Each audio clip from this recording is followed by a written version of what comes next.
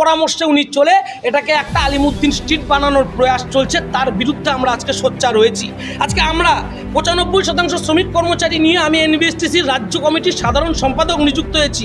একদিন প্রয়োজন মনে করেনি শ্রমিক স্বার্থে আমার সাথে ডেকে একটা কথা বলার বা একটা সিদ্ধান্ত নেওয়ার মতো, উনি গুরুত্বই দিতে চায় না।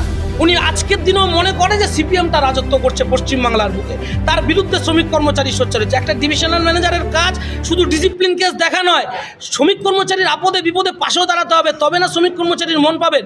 আমাদের প্রাক্তন ডিভিশনাল ম্যানেজার ছিলেন, উনি যেদিন রিটায়ার করেছিলেন কুচবিহার থেকে 9 দফায় ওনাকে বিদায় সম্বর্ধনা দেওয়া হয়েছিল, আর উনি যেদিন রিটায়ার করবে একটা বিদায় সম্বর্ধনা কেউ দেবে না। আপনারা এতেই বিচার করে নেন, শ্রমিক কর্মচারীর মন পেতে হবে, তারপর শাসন করুক। বাবা মা যখন বাড়িতে শাসন করে তার আগে ভালোবাসাটা দেয়, উনি ভালোবাসা দেয় না, উনি খালি শাসন করে, এসি ঘরে বসে থাকে সারাদিন।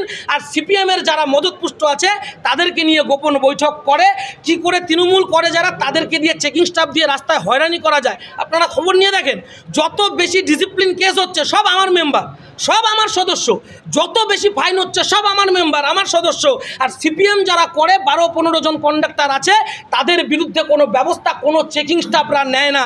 আজকে ওনাকে 20 দিন আগে আমি একটা প্রতিনিধি দল পাঠিয়েছিলাম, ওনাকে আপোষের কথা বলেছিলাম যে আপনি এই কাজগুলো করে দিন, আমরা আপনার সাথে। যদিও এই অভিযোগের বিষয়ে ডিভিশনাল ম্যানেজারকে প্রশ্ন করা হলে তিনি জানান এই বিষয়ে যা বলার সংস্থার ম্যানেজিং ডিরেক্টর বলবেন। ব্যুরো নিউজ ABN 24/7 সঙ্গে থাকবেন।